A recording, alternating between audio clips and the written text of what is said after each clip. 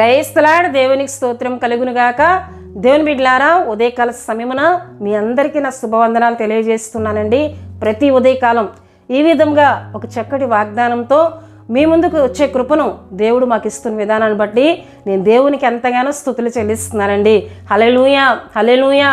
దేవుని బిడ్డలారా, ప్రతి ఉదయకాలం దేవుని మాటలతో ప్రార్థనతో ఆ దినం ప్రారంభించుకునే కృపను దేవుడు మనకిస్తున్న విధానాన్ని బట్టి దేవునికి కృతజ్ఞతాస్తుతులు చెల్లించే వారంగా మనమందరం ఉండాలండి.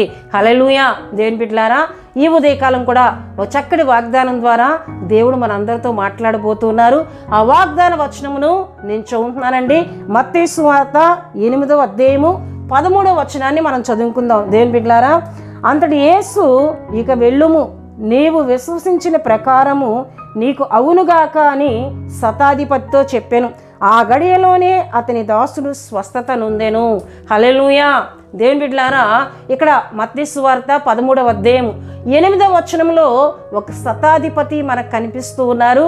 ఈ శతాధిపతితో యేసుక్రీస్తు ప్రభువారు చెప్తున్నారు, నీవు విశ్వసించిన ప్రకారమే నీకు అవునుగాక అని చెప్తున్న సందర్భాన్ని మనం జ్ఞాపకం చేసుకోనక ముందు దేవుని బిడ్డలారా, ఈ శతాధిపతి ఎవరు అని దేవుని వాక్యంలో మనం చూసినట్లయితే వీరు రోమీయులుగా దేవుని వాక్యం మనకి సెలవిస్తుందండి. హల్లెలూయా.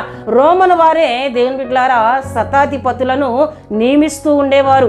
100 మంది సైనికులకు ఒక శతాధిపతిని వారు ఏర్పరుస్తూ ఉండేవారు. దేవుని బిడ్డలారా, వారి పటాలములను, వారి పట్టణములను 10 భాగములుగా వారు విభాగించి ఒక్కొక్క పటాలం మీద ఒక్కొక్క శతాధిపతిని వారు నియమిస్తూ 100 మంది సైనికుల మీద ఒక వ్యక్తిని నియమించేవారు. వారినే శతాధిపతి అని పిలుస్తూ ఉండేవారండి. హల్లెలూయా.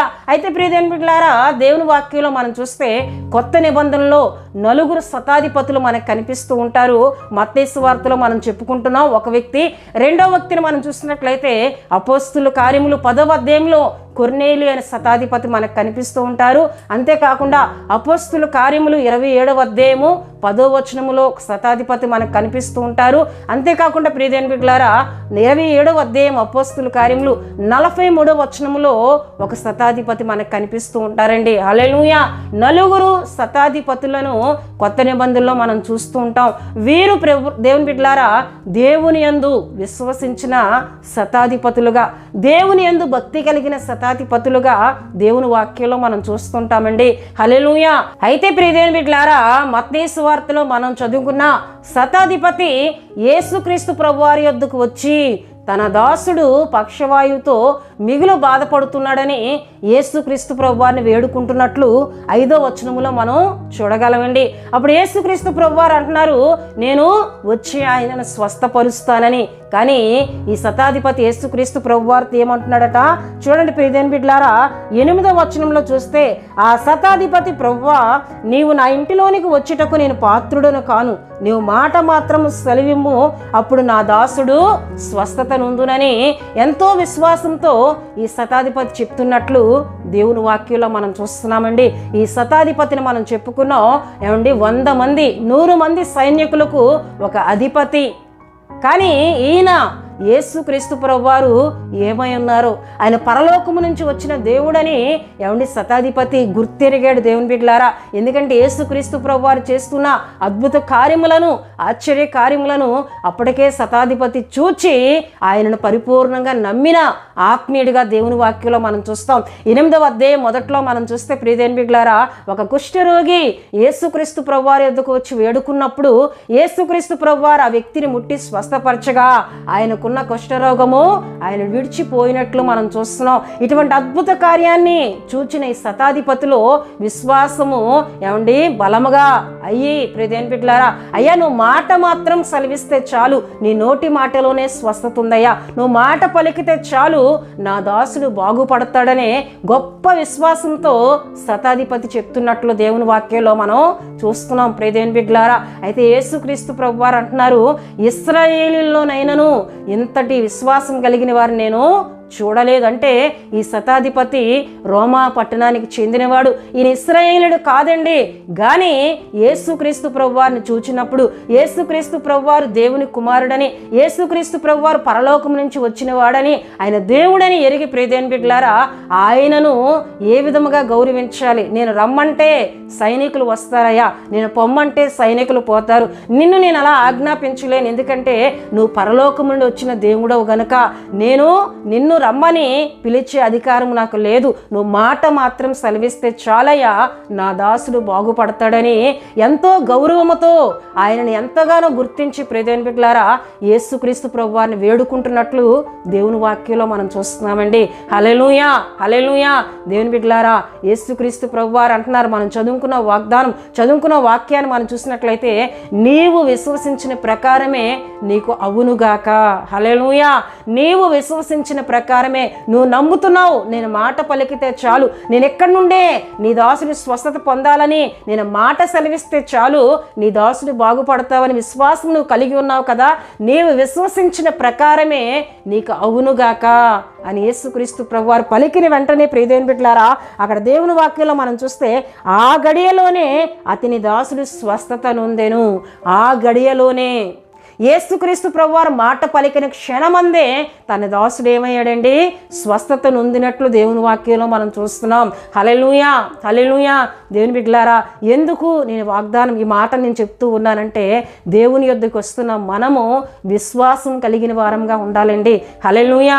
దేవుని బిడ్డలారా చాలా సమయాల్లో సేవకుల నోట నుండి దేవుడు పలుకుతూ ఉంటారు, అమ్మా ఈ సంవత్సరం నీ కుమార్తెకు వివాహం జరగబోతుంది, నేను ప్రార్థన చేస్తూ ఉన్నాను అన్నప్పుడు దాన్ని మనం నమ్మలేని స్థితిలో ఉంటాం. పాస్టర్ గారు అయితే చెప్తున్నారు ఇది అవుతుందా అనే అవిశ్వాసంలో ఉంటూ ఉంటారు కనుకనే వారి పట్ల సంవత్సరం కార్యం జరగదండి. చాలామంది విషయంలో దేవుని బిడ్డలారా సేవకులు చెప్తూ ఉంటారు, ఈ సంవత్సరంలో దేవుడు నీకు సంతానం ఇవ్వబోతున్నాడు, ఈ సంవత్సరంలో దేవుడు నీకు ఉద్యోగం ఇవ్వబోతున్నారు అని దైవజనుల ద్వారా దేవుడు మాట్లాడుతున్నప్పుడు దాన్ని మనం నమ్మగలిగితేనే ఆ కార్యాన్ని మనం చూడగలమండి. కానీ దైవజనుడిని ఒక మనిషిగా, అంటే ఆయన మనిషే కానీ ఆయనలో ఉన్న పరిశుద్ధాత్మ దేవుడు మాట్లాడుతున్నాడని, దైవజనుడి ద్వారా దేవుడు నాతో మాట్లాడుతున్నాడని ఎవరైతే విశ్వసిస్తారో ఎవరైతే నమ్ముతారో వారి పట్ల ఆయన కార్యాలను జరిగిస్తారండి. హల్లెలూయా. అయితే ఇక్కడ శతాధిపతిని మనం చూస్తున్నాం దేవుని బిడ్డలారా, ఆయన మాటను నమ్ముతూ ఉన్నాడండి. యేసుక్రీస్తు ప్రభువారు మాట సెలవిస్తే చాలు ఆ మాటలోనే స్వస్థత ఉందని ఈ దాసుడు ఇక శతాధిపతి నమ్మాడు గనుకనే తన దాసుడు స్వస్థతను పొందుకున్నాడు. నువ్వు సేవకుల ద్వారా పలకబడుతున్న మాటలను, సేవకుల ద్వారా వస్తున్న వాక్యములను నువ్వు నమ్మగలిగితే అవి నీ పట్ల నెరవేర్పు జరుగుతాయి. లేదు ఇవి నాకు జరగవు అని అవిశ్వాసంలో నీ ఉన్నంత కాలం ఏ మేలు కూడా పొందుకోలేవని దేవుడు ఉదయకాల సమయంలో మాట్లాడుతూ ఉన్నారండి. హల్లెలూయా. రక్తస్రావం కలిగిన స్త్రీ తన వస్త్రం మాత్రం ముట్టినా నేను బాగుపడుదునని విశ్వాసంతో ముట్టింది, ఆమె స్వస్థత పొందుకుంది. హల్లెలూయా. దేవుని బిడ్డలారా ఏమండి ఎంతోమంది బైబిల్ గ్రంథంలో మనం చూస్తున్నాం విశ్వసించి అద్భుత కార్యాలు ఆశ్చర్యమైన కార్యాలు పొందుకున్నట్లు దేవుని వాక్యంలో మనం చూస్తున్నామండి. గనుక ఉదయకాల సమయంలో దేవుని బిడ్డలారా నీవు విశ్వసించిన ప్రకారము నీకు అవునుగా కానీ దేవుడు తన వాగ్దానం ద్వారా తన మాట ద్వారా మనందరితో మాట్లాడుతున్నారు గనక ఆయన మాటలను మనం నమ్ముదాం. సేవకుని ద్వారా దేవుడు మనతో మాట్లాడుతున్నప్పుడు మనం నమ్ముదాం, సేవకురాళ్ళ ద్వారా దేవుడు మాట్లాడినప్పుడు మనం నమ్ముదాం ఇది దేవుని మాట, నా కుటుంబంలో దేవుడు అద్భుతం చేయబోతున్నాడని ఆ క్షణమే నమ్మి మనం దేవుని స్తుతించి ఆయనంది విశ్వాసంతో ముందుకు వెళదాం. దేవుడు మన పట్ల గొప్ప కార్యాలు చేయడానికి ఆయన ఇష్టపడుతూ ఉన్నారు. హల్లెలూయా. దేవుని బిడ్డలారా ఈ వాగ్దాన మాటలను నేను ముగిస్తూ ఉన్నాను. శతాధిపతి వంటి విశ్వాసం మనం కూడా కలిగి ఉండాలని దేవుడు ఉదయకాల సమయంలో మాట్లాడుతున్నారు కనుక అటువంటి విశ్వాసంతో దేవుని యొద్ద నుండి అద్భుతమైన కార్యాలను మనం పొందుకుందాం. దేవుడి వాగ్దాన మాటలను దీవించునుగాక. దేవుని బిడ్డలారా మీ అందరి కొరకు నేను ప్రార్థిస్తున్నాను. ప్రతి ఒక్కరూ కండ్లు మూసుకొని తల వంచి ప్రార్థనలో నాతో ఏకీభించాలని ప్రభు పేరట నేను తెలియజేస్తున్నానండి. పరిశుద్ధుడా, ప్రేమ కలిగిన తండ్రి, కృప కలిగిన యేసయ్యా మీకు స్తోత్రాలు చెల్లిస్తున్నాను నాయన. తండ్రి ఉదయకాల సమయంలో చక్కటి వాగ్దానం ద్వారా మా అందరితో మీరు మాట్లాడుతున్నారు ప్రభువా. నీవు విశ్వసించిన ప్రకారం నీకు అవునుగా కానీ నిజమే మేము విశ్వసిస్తే అది మా పట్ల జరుగుతుందని అయ్యా ఇగో ప్రభువా నువ్వు మాట్లాడుతూ ఉన్నప్పుడు సేవకుల ద్వారా నువ్వు మాట్లాడుతున్నప్పుడు దాన్ని మేము నమ్మితే ఆ కార్యాన్ని మేము అనుభవిస్తామని ఆ కార్యాలు మేము పొందుకుంటామని ఉదయకాల సమయంలో మా అందరితో మీరు మాట్లాడుతున్నారు. నీకు స్తోత్రాలు. గనుక ప్రతి ఒక్కరిలో నమ్మకత్వాన్ని విశ్వాసమును కలుగు చేయమని ప్రార్థిస్తున్నాను. నీ కార్యాలను నమ్మి ప్రభువా వారు పొందుకునే కృపనిమ్మని ప్రార్థిస్తున్నాను. ఈ వాగ్దాన మాటలు విన్నా బిడ్డలందరినీ మీరు ఆశీర్వదించండి, దీవించమని ప్రార్థిస్తున్నాను. ఎవరైనా బలహీనులుగా ఉంటే వారికి ప్రభువా వారందరినీ మీరు ముట్టి స్వస్థపరచండి. యేసు క్రీస్తు నామములో అయా పరిపూర్ణ ఆరోగ్యమును కలుగు చేయమని ప్రార్థిస్తున్నాను. రాకపోకల్లో దినమంతా ఉదయకాలం మొదలుకొని సాయంకాలం వరకు ప్రభువా ఈ దినమంతా నీ కృప నీ కాపుదల నీ సంరక్షణ మీ తోడు నిబడలేని వారందరికీ అనుగ్రహించమని దినమంతా నీ కృపతో నింపమని యేసు నామములో అడుగుచున్నాం తండ్రి. ఆమేన్. యేసు రక్తమే జయం, ప్రవేశు రక్తమే జయం. ప్రవేశు రక్తం సంపూర్ణమైనది, అపవాది క్రియలకనంత నాశనం కలుగునుగాక. ఆమేన్, ఆమేన్, ఆమేన్. దేవుడు మిమ్ములను మీ కుటుంబములను బహుగా దీవించునుగాక. ఆమేన్.